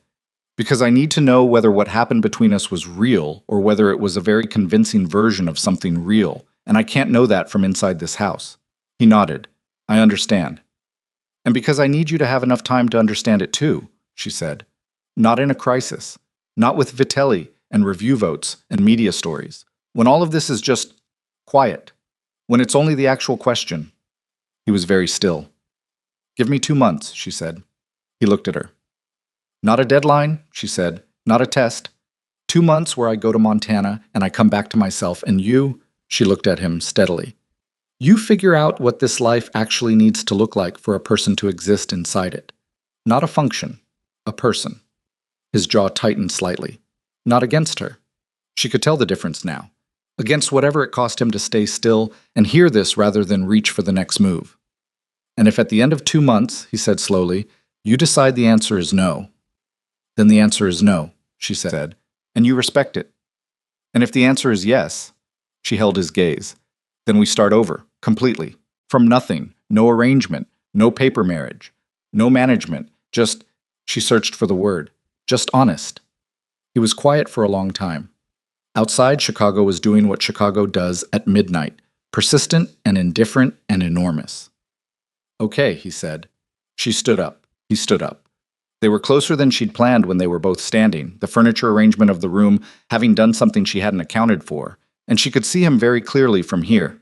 The tiredness, and the open quality of his face, and the particular stillness of a person who has made a decision and is holding it carefully. She reached out and put her hand against his jaw, briefly, the way you touch something you're memorizing. Then she stepped back. "Sunday morning," she said. "I'll drive you to the airport," he said. "I know you will," she said. She went upstairs. She sat on the edge of the guest suite bed and put her hands in her lap and breathed for a while in the specific way of someone who is managing the gap between what they feel and what they've decided to do about it, which are not always the same thing and don't have to be. She looked at her bags, still packed from the first time she'd tried to leave. She looked at the envelope in the pocket of her coat, still sealed, still unread, sitting there since the morning he'd handed it to her on the front steps. She reached for the coat. She took out the envelope. She held it for a moment, felt the weight of it, which was heavier than a single sheet of paper, which meant there was more than one page inside. She put her thumb under the seal. The envelope contained 4 pages. Charlotte sat on the edge of the guest suite bed with her coat still half across her lap and read them in the way she read things that mattered, slowly, without moving, with the specific quality of attention she usually reserved for documents that had consequences. The handwriting was his. She recognized it from the rare occasion she'd seen it on a note left on the counter. Small, dense, the kind of handwriting that has been deliberately compressed over years until it takes up as little space as possible on the page. Like the man himself, she thought, and then caught herself thinking it. He had not written a love letter. She understood, reading the first page, that this had been intentional. He was not a man who trusted the love letter form, its conventions, its permission to be imprecise, the way it allows the writer to perform feeling rather than locate it. What he had written instead was something closer to an accounting, a record. He wrote about the first time he had seen her in the kitchen making coffee. Not the rainy Wednesday, earlier than that. 3 weeks after the arrangement had begun.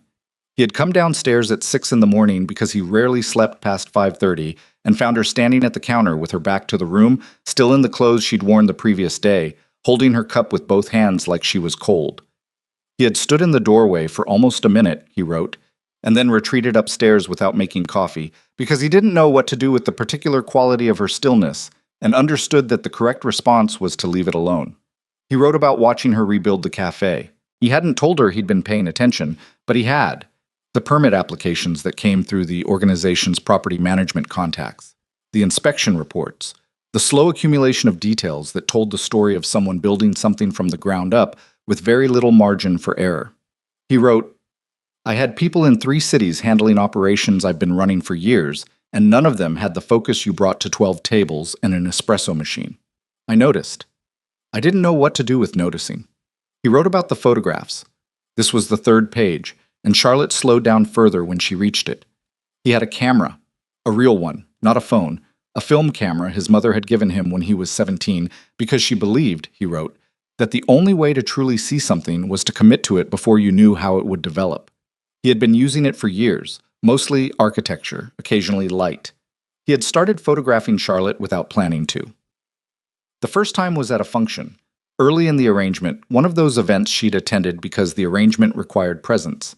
She had been talking to someone he didn't know, and her face had been doing something he couldn't see from where he was standing, but her posture had been, the word he used was alive, and then he'd crossed it out and written, present in a way that made the room around her look less real by comparison. He had taken the photograph without thinking about it. He had taken others. Not surveillance. She understood the distinction reading his careful explanation of it, and believed him, because the description of the photographs themselves made that clear. Her hands around a coffee cup, the back of her head at a window, the particular angle of her when she was concentrating on something.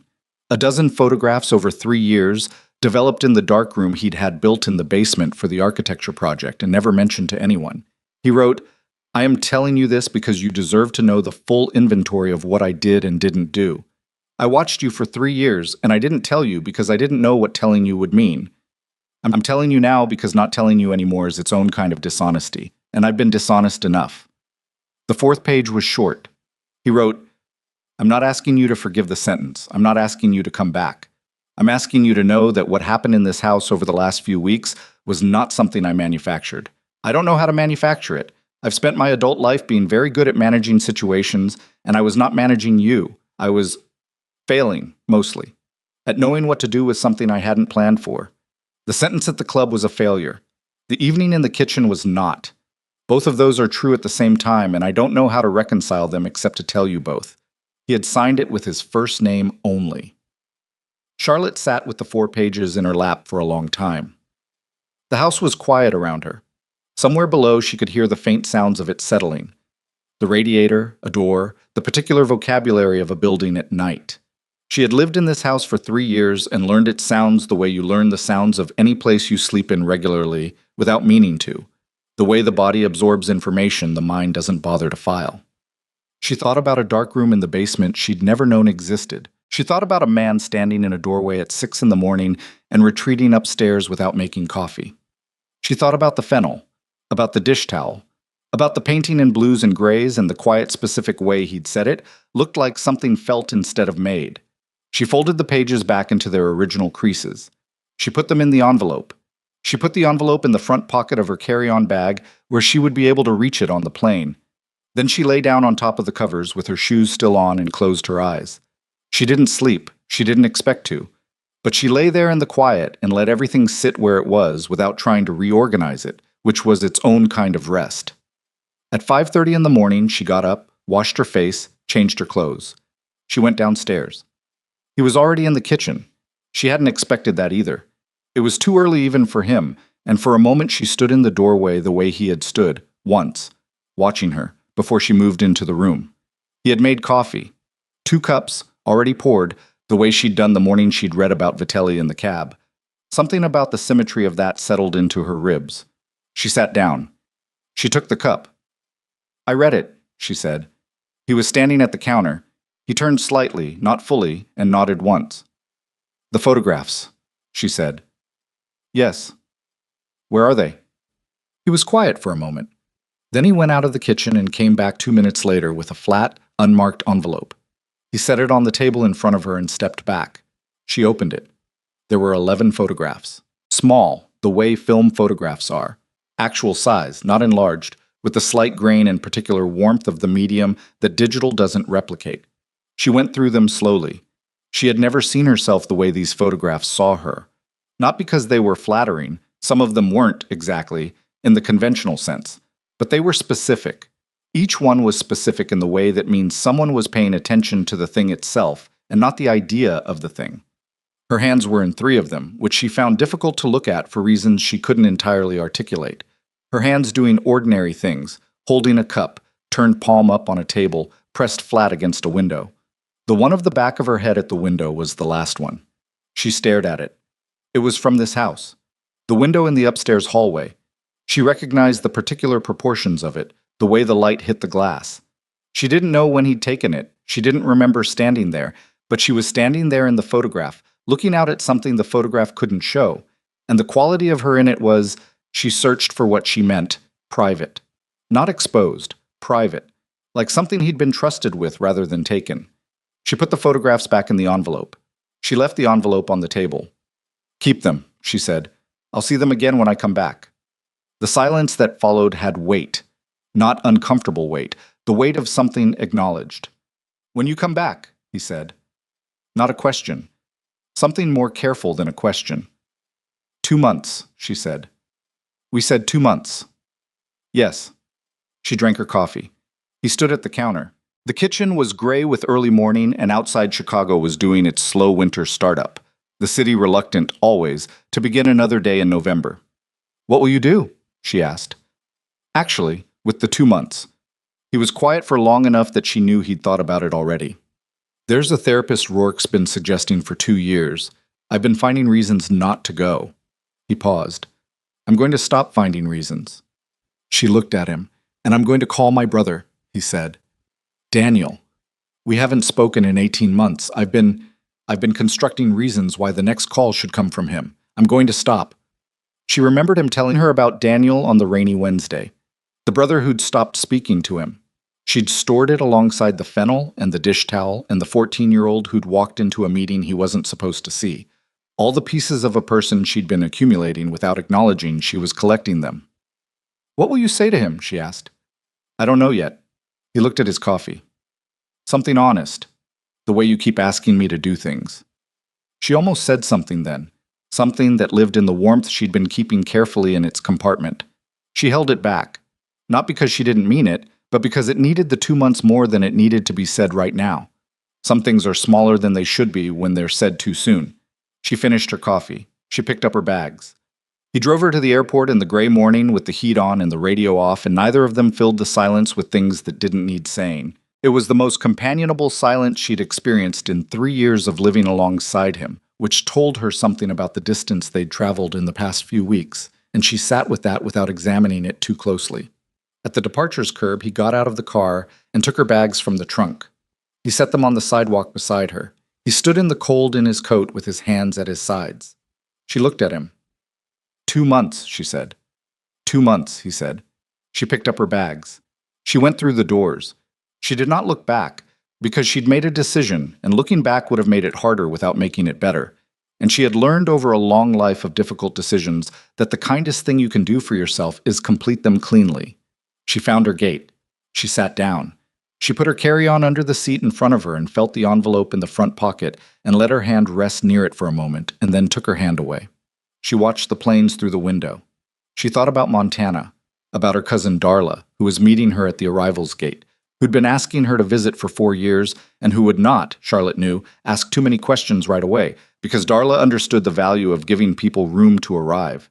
She thought about what arriving might feel like, being somewhere that had no architecture of arrangement around it, no functions to attend, no appearances to no man in the kitchen at 7 in the morning with 2 cups of coffee already poured.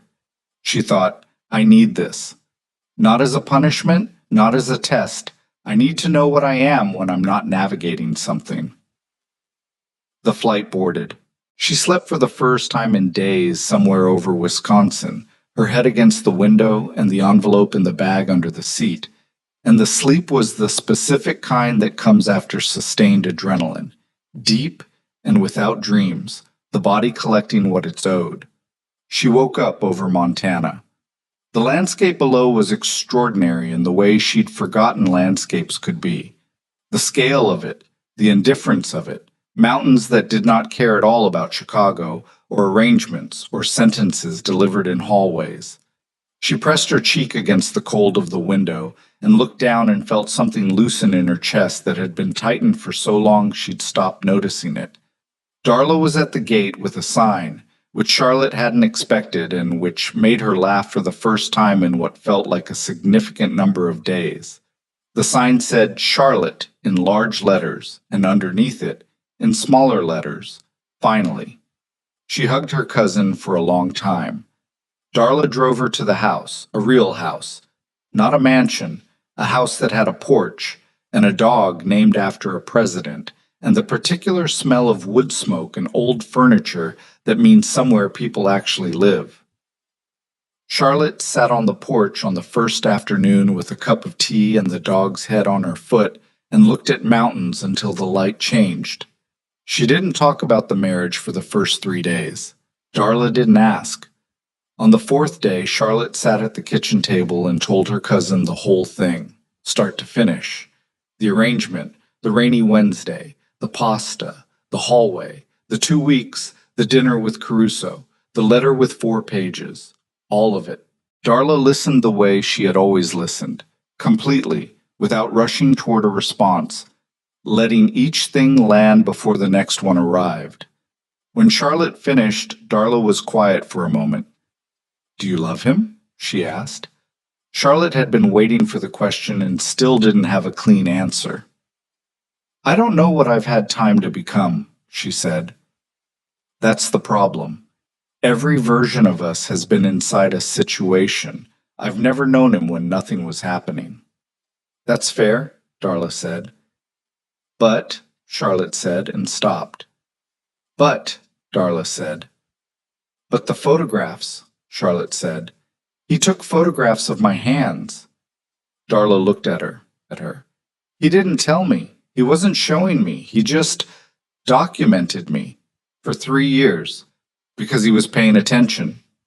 Charlotte looked at the table. I've been in rooms with a lot of people who were paying attention to what I could do for them. He was paying attention to... She stopped, found the word. To me. Just me.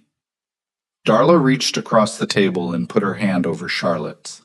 They sat like that for a while.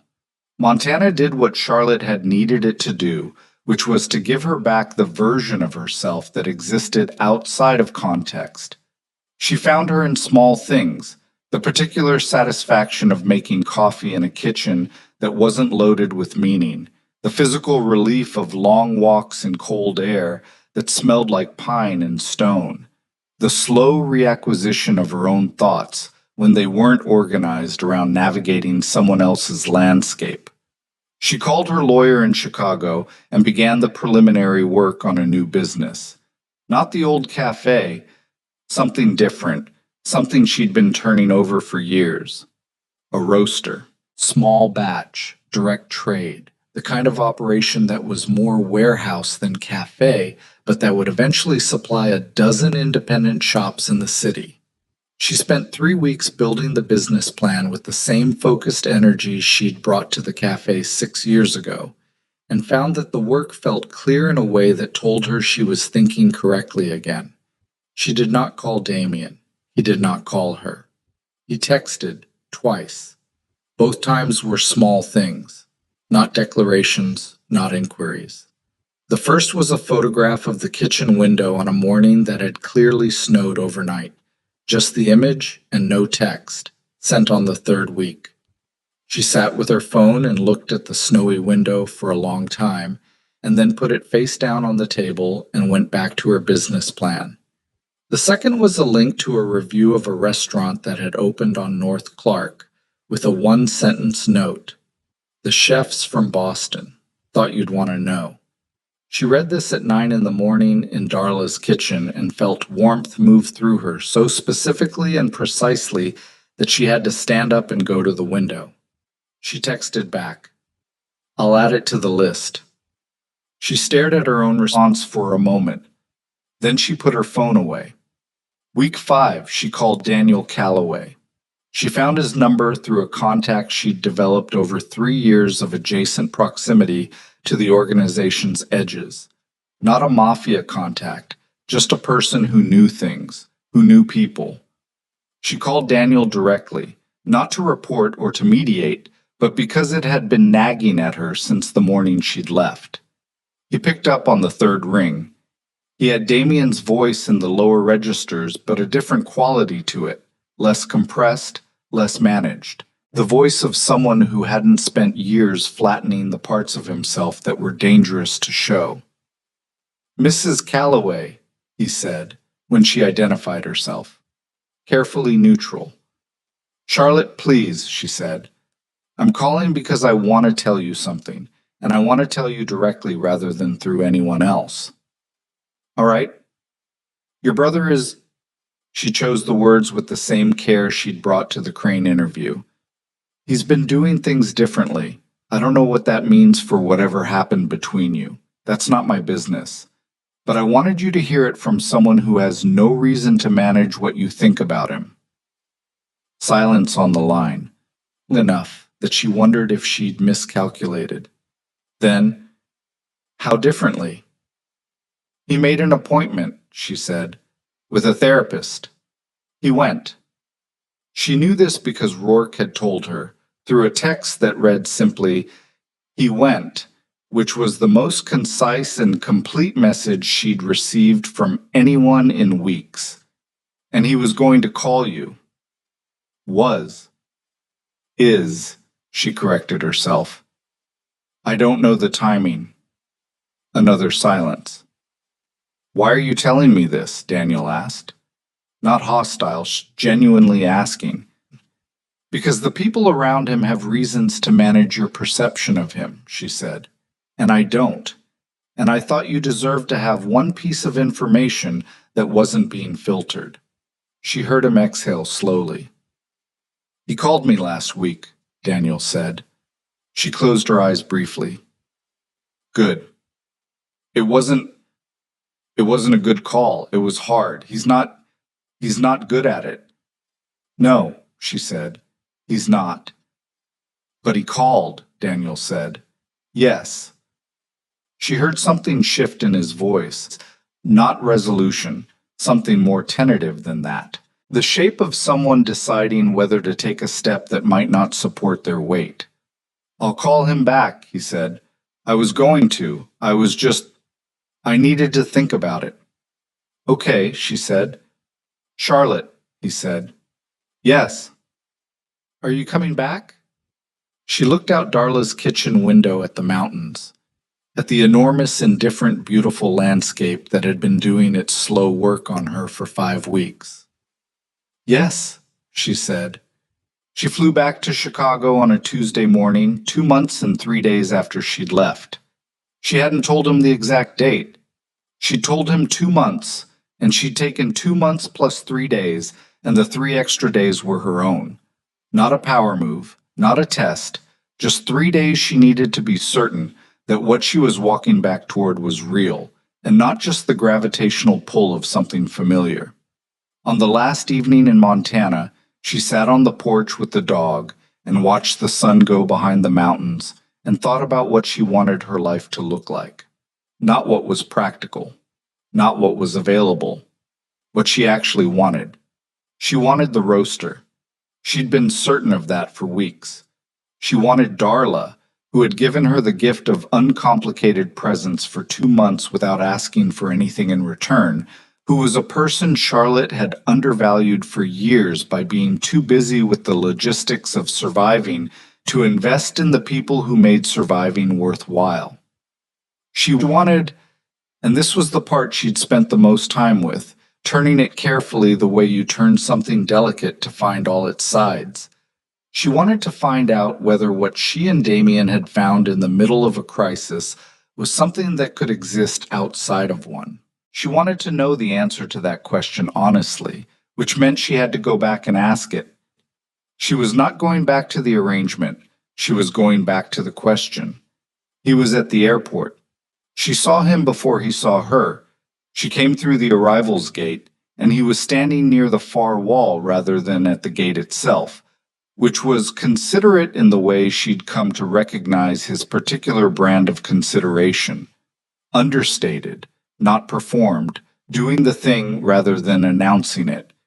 He was in a coat she hadn't seen before, and he looked, across the distance of the arrivals hall, like a man who had been using the 2 months for something. He saw her. She walked toward him. They stood a few feet apart. She had her bags. He didn't reach for them immediately, which she appreciated. You look different, he said. Montana does that, she said. How is it? Good. Beautiful. The dog is named Roosevelt, something at the corner of his mouth, after the president. Which one, Darla won't say. He reached then for the larger of her bags, and she let him take it, which was its own kind of communication. Small, quiet, the language of two people figuring out what they're allowed to do with each other. They went to the car. He drove with his hands at 10 and 2, the way he always did, which she realized she'd noticed before without cataloging. She cataloged it now. The Crane piece published, he said. I know, I read it. It was fair, she said. I know, she said she would be. A pause. Daniel called me, he said. I know. He glanced over. She met it directly. You called him, he said. I called him, she said, to tell him what I observed, not to manage anything. He had a right to one piece of information that wasn't filtered. He looked back at the road. Thank you, he said quietly. Don't thank me for it. It was the right thing to do independently of you. I know, he said. I know that's why you did it. That's why I'm thanking you. She looked out the window at Chicago coming back toward her. The lake visible to the right, gray and enormous, and exactly as it always was, indifferent to how much time had passed or what had happened in its absence. I'm not moving back into the main bedroom, she said. I know. I want the guest suite for now. It's yours. And I need to be able to work without the house being involved in any operational. She paused. Whatever comes through the house in terms of the organization's business, I need it to be separate from the spaces we share, fully. I've already made those arrangements. She looked at him.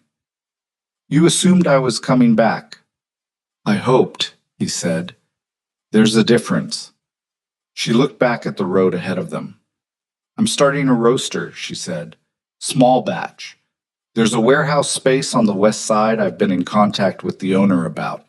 I'm going to need your property contacts to run the due diligence, and I'll pay market rate for the access, and I won't let it blur into anything else. Okay. I'm serious about the separation. I know you are, he said. I'm not going to compromise that. She believed him. She was still, after everything, a person who trusted her own reading of people, and she trusted this. They pulled onto the street.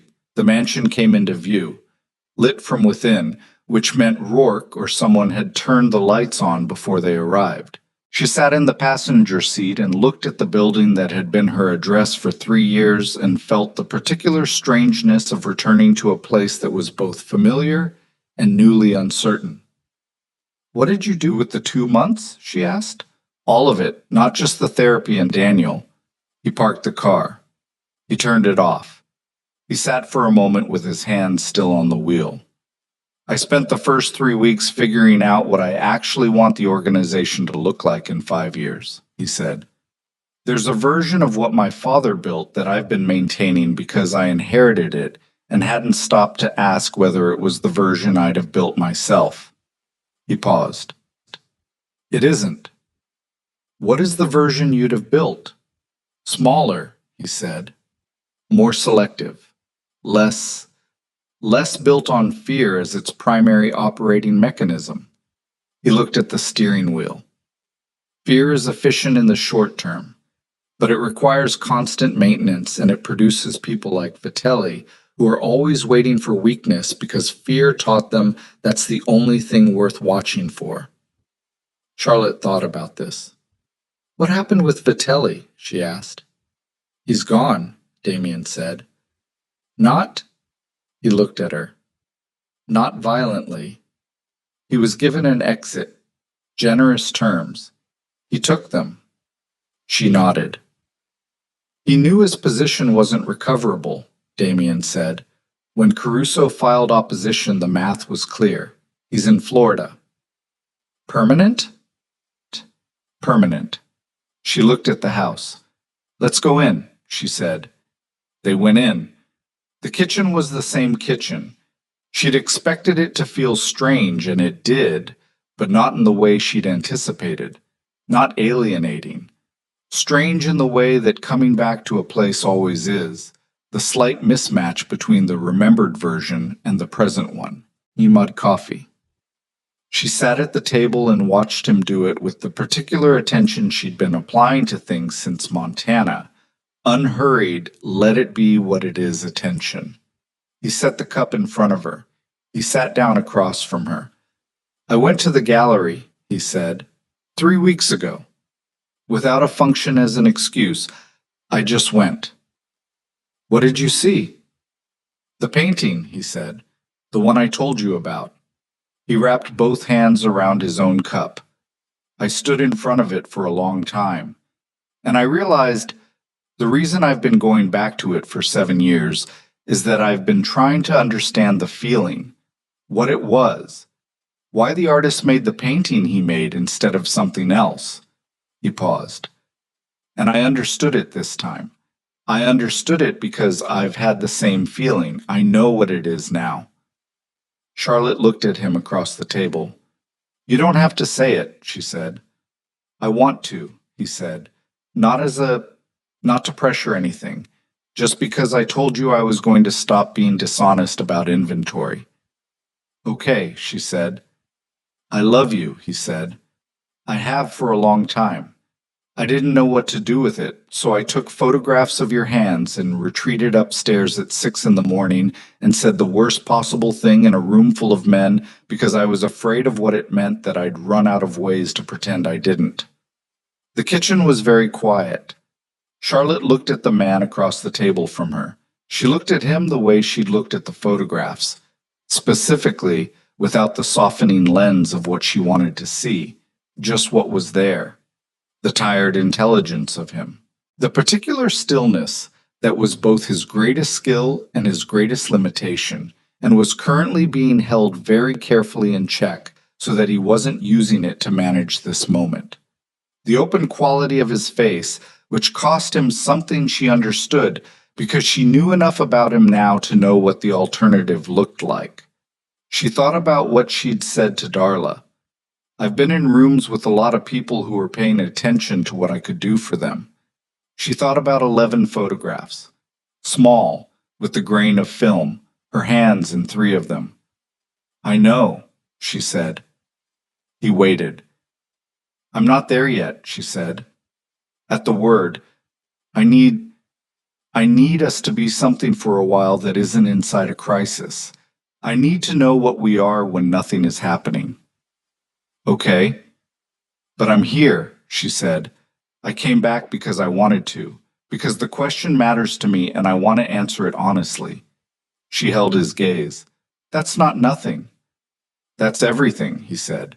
She almost argued with the scale of it. She didn't. They drank their coffee. The kitchen was warm in the way kitchens are when there's been something good recently in them, even if the good thing was just 2 people sitting across a table from each other in the early dark.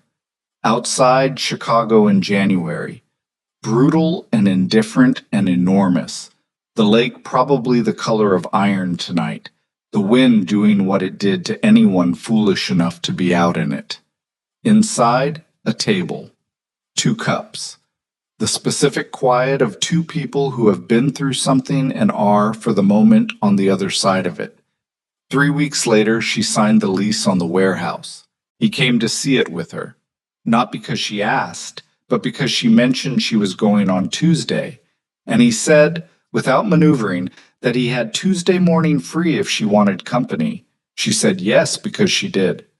They walked through the empty space with its high ceilings and concrete floors, and she explained where the roasters would go, where the bagging operation would set up, where the small tasting room she wanted would eventually be built out. He listened the way he'd always listened when she talked about work, completely, asking the questions that connected to previous things she'd said.